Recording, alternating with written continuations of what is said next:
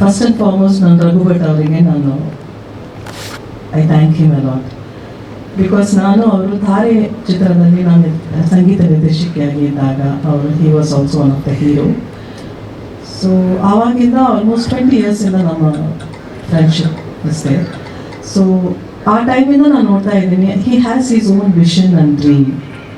So ಅವರು ಒಂದು part ಆಗಿ he was one of the hero, but ಅವರು ನೋಡೋದಂಥ ಒಂದು ದೃಷ್ಟಿಗೆ ಬೇರೆ ಥರ ಆಯಿತು. Because he was completely different way he was looking with the film industry. So ನಾನು ಅವಾಗಿಂದ ಹೇಳ್ತಾನೆ, ರಘು ನೀವೇನಾದರೂ I think you have some other vision, ನೀವೇನಾದರೂ ಒಂದು ಸಾಧನೆ ಮಾಡ್ತೀರಾ ಅಂತ. It took a long way. ಅವರು ನಾನಾಗಲಿ even Diganth we all travel together and Rajneesh sir. So that today after 20 years ನಾವು ಈ ವೇದಿಕೆ ಮೇಲೆ ಇದ್ದೀವಿ ಅಂದರೆ ಏನೋ ಒಂದು ಕನೆಕ್ಷನ್ ಇದೆ.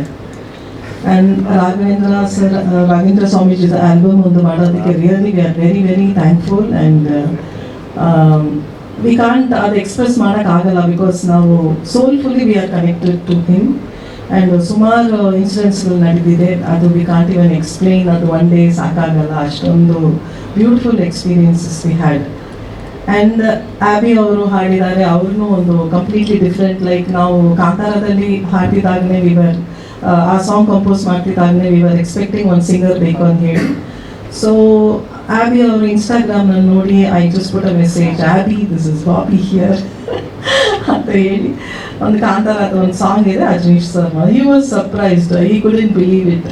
ಸೊ ಹಾಗೆ ಆ ಸಾಂಗ್ ಹಿಟ್ ಆಗಿದ್ಮೇಲೆ ನಮಗೆ ಒಂದು ಆ್ಯಂಥಮ್ ಥರ ರಾಘವೇಂದ್ರ ಸ್ವಾಮೀಜಿದು ಒಂದು ಆಲ್ಬಮ್ ಆಗಬೇಕು ಅಂತ ಹೇಳಿ ಒಂದು everywhere after a long time ಒಂದು ಆಲ್ಬಮ್ ಬಂದಿದೆ. This is our first single album in EBBS Studios in Ajaneesh sir composing.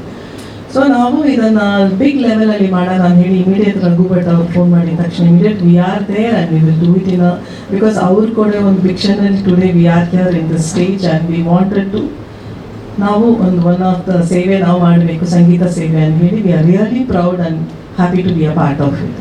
Thank you so much.